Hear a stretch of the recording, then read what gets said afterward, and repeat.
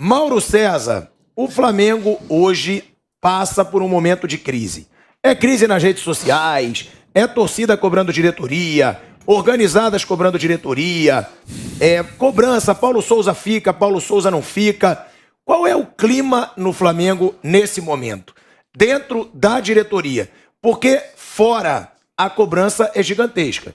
Inclusive, depois do jogo contra o Ceará, a hashtag Fora Landim, Fora Braz, era trending topic no Twitter.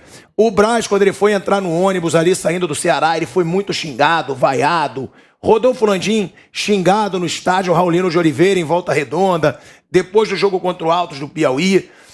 A pergunta, essa crise, ela é maior pelo assunto Paulo Souza e Jorge Jesus, que gerou toda aquela polêmica, ou você acha que também ela tem muito daquela situação dos torcedores de fora do Rio de Janeiro? Porque eu acho também que a torcida ficou muito revoltada com a limitação do número de sócios de fora do Rio de Janeiro. Qual é a situação hoje no Flamengo, Mauro? A crise dentro da diretoria, ela sempre existiu, né? Isso existe desde o primeiro dia da gestão do Landim. O governo do Landim é um governo de coalizão. Ele se uniu a vários grupos políticos, depois na reeleição, acho que mais ainda, né? Então você tem pessoas de diferentes correntes ali que não são exatamente os melhores amigos, né? O caso mais conhecido é BAP e Marcos Braz, todo mundo sabe.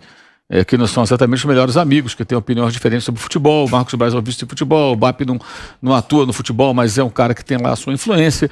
E por aí vai, né? Entre outros nomes aí, né? O financeiro não fala exatamente a mesma língua do futebol. Enfim, tem várias questões. Há quem defenda a compra de um clube em Portugal, há quem acha essa ideia absurda. Então você tem vários conflitos que são, acho que, inerentes a um clube que tem um governo de coalizão. Isso acontece na política também. Você consegue eleger um presidente da República, um deputado, um governador, um prefeito, ele se une a vários partidos e aí ele distribui as secretarias, os ministérios para vários partidos.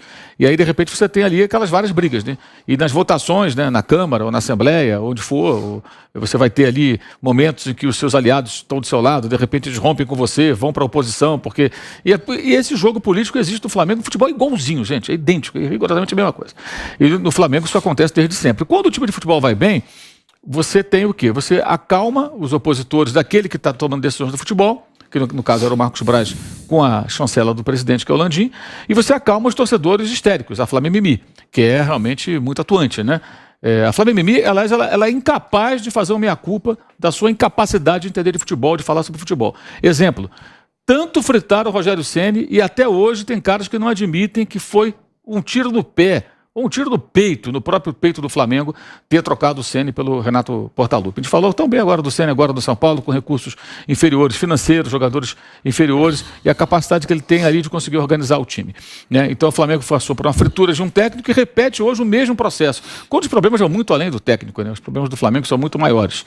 O técnico está realmente na marca do pênalti, em parte por culpa dele, porque se o time não joga tão bem, o time não consegue resultados, é claro que o técnico tem uma participação, mas acho que não é só o técnico, eu venho falando isso já há algum tempo.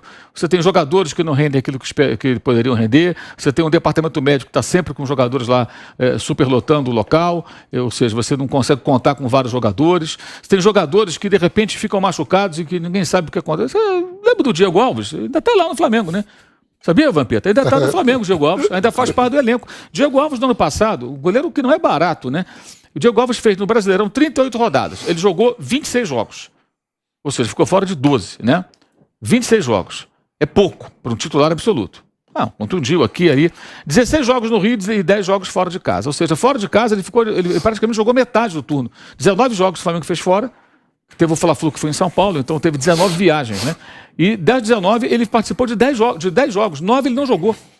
Aí se machuca, aí de repente o Santos se machuca. Pode ser a chance do Diego Alves entrar se o Hugo não estiver bem. Tá machucado. Então, terça-feira, amanhã, Flamengo e Católico no Maracanã, o goleiro vai ser o Hugo. E aí alguém vai xingar o Paulo Souza, mas vai colocar o quem? O menino lá, o Matheus, lá da base, que jogou um jogo do Campeonato Carioca ou 2? Não pode colocar o menino, vai de Hugo mesmo, que é o goleiro fraco. E aí reside um dos erros do Paulo Souza. No sábado, ele não tinha outro goleiro para colocar. Santos machucado, Diego Alves de novo machucado, né? 2020, o Hugo jogou mais jogos que o Diego Alves no Brasileiro. Então, é impressionante isso. Então você tem ali uma situação em que ele teve que escalar o Hugo por falta de opção mesmo. E o Hugo falhou. Mas como lá atrás, no jogo contra o São Paulo, quando o Santos estava à disposição, e ele escalou o Hugo e falou que o Hugo seria o titular no Brasileirão, ele comprou um problema que não precisava o português. Porque automaticamente o torcedor que já tem uma grande má vontade para com o trabalho dele, ele fala que mesmo que o Santos estivesse bem, ia jogar o Hugo. Ele já falou lá atrás que no Brasileiro é o Hugo, e o Hugo não tem a menor condição, gente. O que ele comete de erros, do sábado, o gol que ele tomou, nem parece um goleiro profissional, todo respeito. Eu acho que esse rapaz precisa, aliás, conversar com o seu preparador de goleiros, com as pessoas que o cercam, e tentar dar uma analisada na própria carreira. Porque se ele continuar sendo esse goleiro que falha tanto num time grande, ele vai amanhã, o quê? Ele vai jogar em time pequeno, ele vai desaparecer.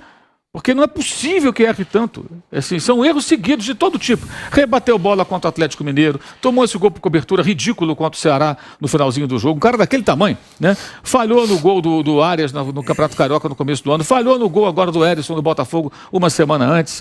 Fora outras falhas menores ali que ele eventualmente comete. Sem contar as lambanças lá atrás. Driblar o Brenner contra o São Paulo, o Flamengo foi eliminado a partir daquele gol ali, na estreia do Rogério Ceni. Falhar em 2 gols do São Paulo no Morumbi, o Flamengo quase perdeu o título brasileiro por culpa de seus erros. Então são erros importantes que já custaram caro. Até perder pênalti ele perdeu. Teve a chance de bater o pênalti contra o Atlético, chutou lá nas nuvens. Quer dizer, até isso ele teve chance de se redimir. Todo mundo no jogo que ele tinha falhado. No jogo que ele tinha falhado. No gol do Atlético, então ele teve a chance ali de se recuperar. Até isso ele não consegue aproveitar. Você não gosta do Hugo como goleiro? Não gosto do Hugo. Como pessoa, nada contra ele, mal, eu nem o conheço pessoalmente, mas eu acho que ele, como um cara de 22, 23 anos, ele tem que parar, pensar e tentar corrigir seus erros, são muitos erros, né? Para poder retomar, senão ele vai sumir, ele vai desaparecer, porque vai ficar marcado. Como aconteceu com o Muralha, que passou pelo Flamengo, falhou tantas e tantas vezes, está tentando reconstruir a carreira de novo agora no Coritiba, passou pelo Mirassol, e é difícil, né? Ele é jovem, mas ele precisa rever isso. Ele não tem condições hoje de jogar como titular do Flamengo, e aí o Paulo Sousa fez uma grande bobagem. O jogo de sábado, o time caiu muito no segundo tempo, eu acho que tem um aspecto físico também, aí nesse gol também para mim é a falha dele. Ele vai correndo para dentro do gol, ao invés de correr para tirar o ângulo do Espírito Mendonça, ele corre para dentro do gol, igual goleiro de pelada. Você quer proteger o gol? Não, você tem que sair para tirar o ângulo do cara, para o cara não poder finalizar. Ele, quando vai para dentro do gol, dá todo o canto esquerdo e o atacante do Ceará faz o gol. Mas acho que o time teve alguns bons momentos, depois caiu muito, caiu demais. Não se justifica essa queda física, né, a esse nível para um time que poupou todo mundo praticamente no meio de semana contra o Altos do Piauí. Mas assim, a questão é que tudo no Flamengo, do futebol brasileiro, né, é o técnico. Tudo é o técnico. Acho que o técnico tem a participação, ele está por um fio e a esperança dele agora são 5 jogos no Rio. Que o Flamengo vai fazer 5 jogos no Rio de Janeiro. Amanhã contra a Católica. Aí sábado contra o Goiás, brasileiro. Depois joga contra o Sport Cristal, terça-feira da semana que vem, também no Rio. Aí tem o Fluminense, que é mando do Fluminense, mas é no Rio, então não viaja, joga no Maracanã. E na sequência pega o Fortaleza, também no Rio. Ou seja, coincidiu de ter um jogo no Rio, comando, um jogo no Rio sem o mando, mas aí não viaja, outro, e os 2 jogos da Libertadores, como o Flamengo já fez os 3 fora de casa, né? Agora vai jogar 2 partidas em casa, contra uma Católica desesperada amanhã, que vai ter que de alguma maneira sair para o jogo, precisa vencer de qualquer maneira, secar o Talheres, senão está eliminada. A Católica tem que ganhar esse jogo, então não vai poder jogar só se defendendo, em algum momento vai ter que atacar, isso pode ser bom para o Flamengo, se souber aproveitar. E depois contra um time muito fraquinho, né? O pior disparado do grupo, time horroroso lá do Sport Cristal, que a Católica não conseguiu derrotar jogando no Peru, e aí ela se complicou. Então acho que é um cenário mais favorável, né? O Goiás ganhou do Santos, mas o Goiás jogando fora de Goiânia. Então são 3 jogos em que o Flamengo tem que vencer, jogar melhor, aí ele vai ganhar um fôlego para pegar o Fluminense. E aí é o jogo que pode ser um jogo da redenção. Se o Flamengo gastar 3 vitórias, jogando um pouquinho melhor, né, e mais eficiente, não perdendo tantos gols, o goleiro não errando tanto, é possível chegar no jogo do Fluminense no outro final de semana mais inteiro, mais pacificado, porque o clube precisa de paz. Agora tem uma questão política também muito grande, né? Tem grupos políticos que reaparecem agora. Tem um grupo chamado Soflá, do qual fazia parte o ex-presidente do clube, Eduardo Bandeira de Mello. Eles estão zangadíssimos comigo, ficam na rede social, dizendo que eu fui leviano, não sei o quê. Só que eles fazem propostas de mudança do clube, estatuto e tudo mais, de coisas que eles não executaram quando eles estavam no poder. Então, se você está no poder, você não executa, aí quando não está no poder, você está defendendo o Landim. Não estou defendendo ninguém, eu estou dizendo que o Landim está errado e esses caras também estão errados. Porque a discussão é a seguinte, não, temos que acabar com o vice-presidente de futebol, temos que criar um sistema todo profissional. Tirando o Marcos Braz, todos abaixo dele são profissionais. Todos. O Bruno Spindler é profissional, diretor executivo. Os gerentes de futebol lá, e gerentes de sei lá do quê, um é Juan, o outro é Fabinho, são profissionais. Aí você tem a equipe técnica, a comissão técnica, o pessoal da fisioterapia, o pessoal do departamento, todo mundo recebe salário. Só o Marcos Braz, que é o vice-presidente, que é estatutário e amador. Então você tira o Marcos Braz, todo mundo é profissional. A questão é a qualidade desses profissionais. Esses caras são bons? O centro de inteligência funciona, os caras são competentes. É essa que é a discussão. Porque já existe, não estou aqui defendendo que tenha, não, eu também acho que não deveria existir esse personagem do vice-futebol influente, eu sou contra também. Mas tem que ter um cara competente ali. Na época do Bandeira de Melo, o Flávio Godinho era o vice-presidente de futebol. Aí ele se afastou por conta de problemas pessoais que ele teve na justiça e tudo mais, né? Amplamente divulgado à época, nada a ver com o clube. Ele se afasta. O Bandeira acumulou e ficou mais de ano ocupando a vice-presidência de futebol. Ele era presidente e vice-presidente de futebol. Ele poderia delegar para o Rodrigo Caetano todo o poder, que era o diretor executivo. O Rodrigo está hoje no Atlético. Mas não. O Bandeira, ele estava no CT todo dia, via a foto dele todo dia. Ele ficava na porta de vestiário batendo na mão do jogador que entrava em campo, aquela coisa que eu acho absurdo. O presidente do Flamengo tem que ficar na tribuna, olhar de cima para baixo para o time, não ficar ali de parceiro, batendo na mão do jogador. Isso é coisa para entre eles ali. Pô, não tem sentido. Imagina o Florentino Pérez batendo na mão do Vinícius Júnior, do Benzema na beira do campo lá. Vai entrar o Real Madrid, final da Champions. Está lá o Florentino de terno, na porta do vestiário, tocando na mão de cada jogador do Real Madrid. Não, ele vai ficar lá de cima. Vai olhar lá de cima. É outro patamar. Cada um na sua, né? E o Bandeira tinha essa postura. Eu acho errado. Não é nenhum crime, mas acho errado. Mas era atuante junto do futebol.